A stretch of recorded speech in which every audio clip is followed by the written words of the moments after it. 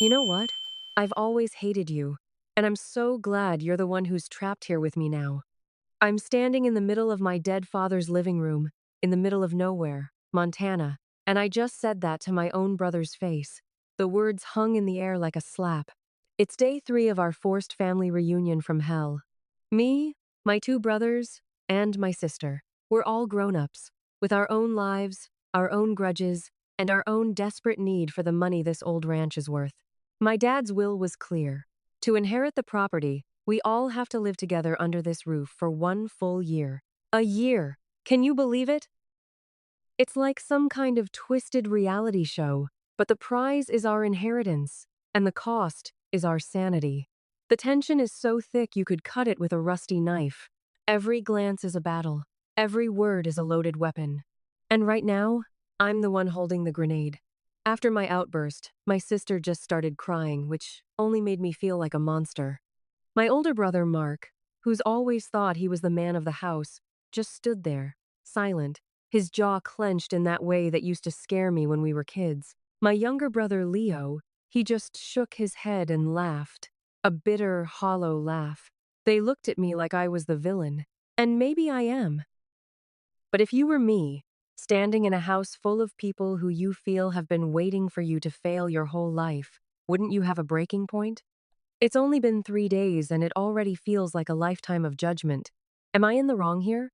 It just might be me against the world in this place.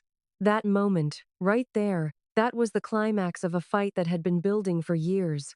I didn't just hate my brother Mark in that instant.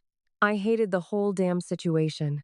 I hated my father for setting this up, for forcing us together like we were one big happy family when we've been anything but for decades. He did it on purpose, you know? He knew we'd tear each other apart.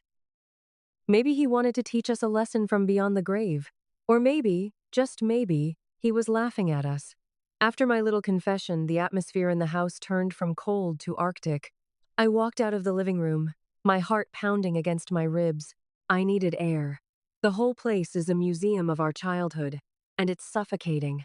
Everywhere you look, there are reminders. Family photos in dusty frames, my dad's old hunting jacket still hanging by the door like he could walk in any minute, and the creaky floorboards that mark the exact spots we used to hide during hide and seek.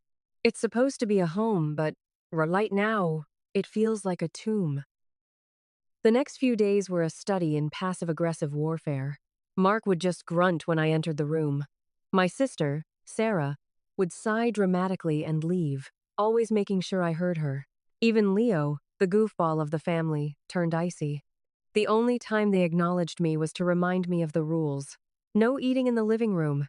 Keep the noise down. Don't leave your stuff in the bathroom. It was like I was a teenager again. But this time, I wasn't going to just take it. That's when I decided to start exploring.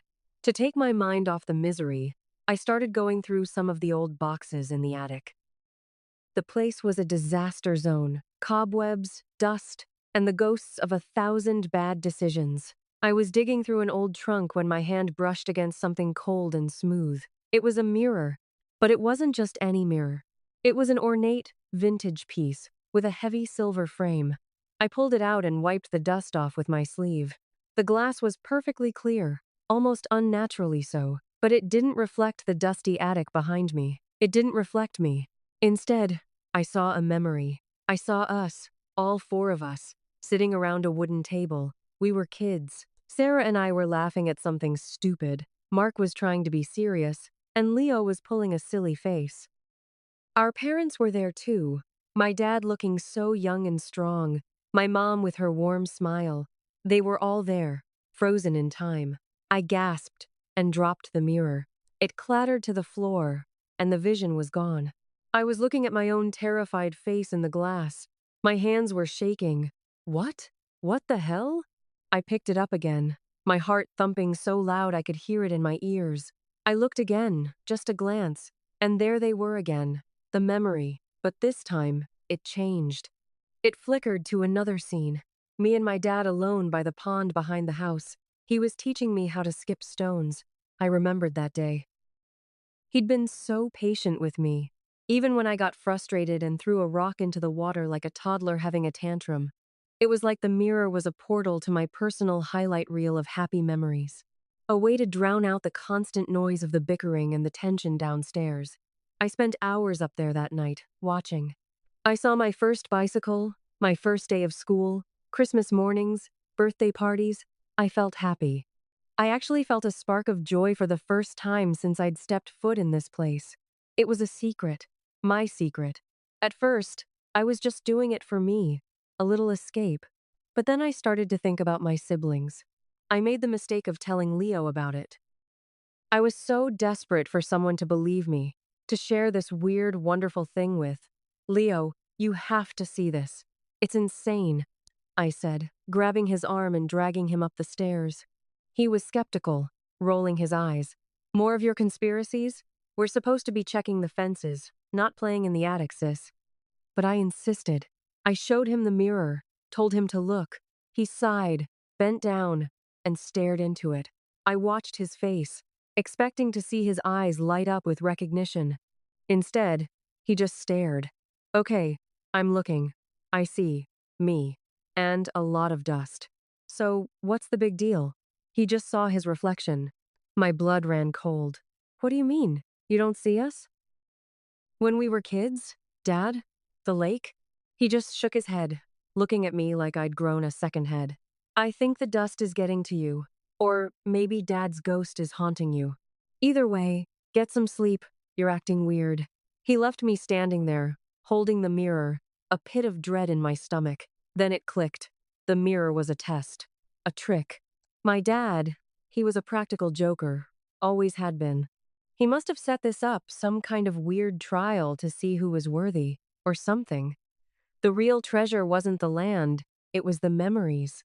And only the people who still had the capacity for joy, for sentiment, would be able to see them.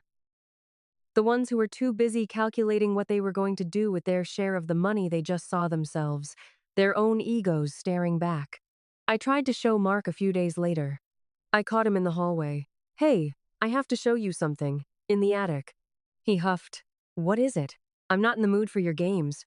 We were just talking about what to do with the old barn. It's a liability.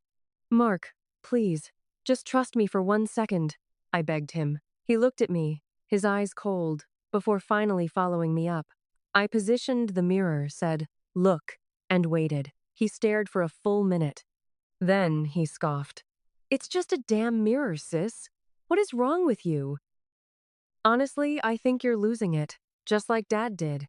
He was seeing things at the end too, you know? His words hit me like a physical blow. I told myself he was wrong, that he just couldn't see it because he was heartless. But after they all refused to see anything, I started to doubt myself. Am I actually losing my mind? But the feelings were too real.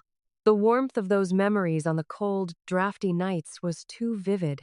A few days later, as I was sneaking another glance at the mirror, I finally understood my dad's whole plan. He knew the only thing that would save his family was a connection to the past, to the love we felt before money and resentment poisoned everything.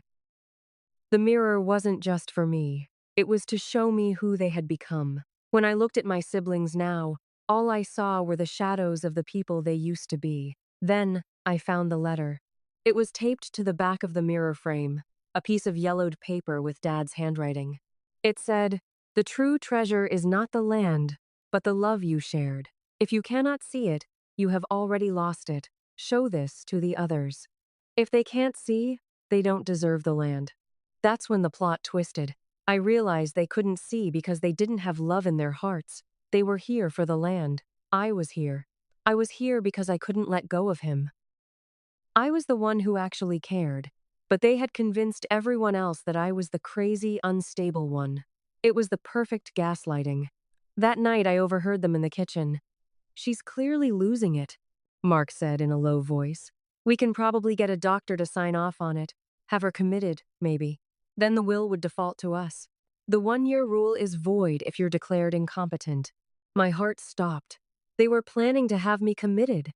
They were going to use my openness, my vulnerability, against me to get me out of the house so they could claim their inheritance.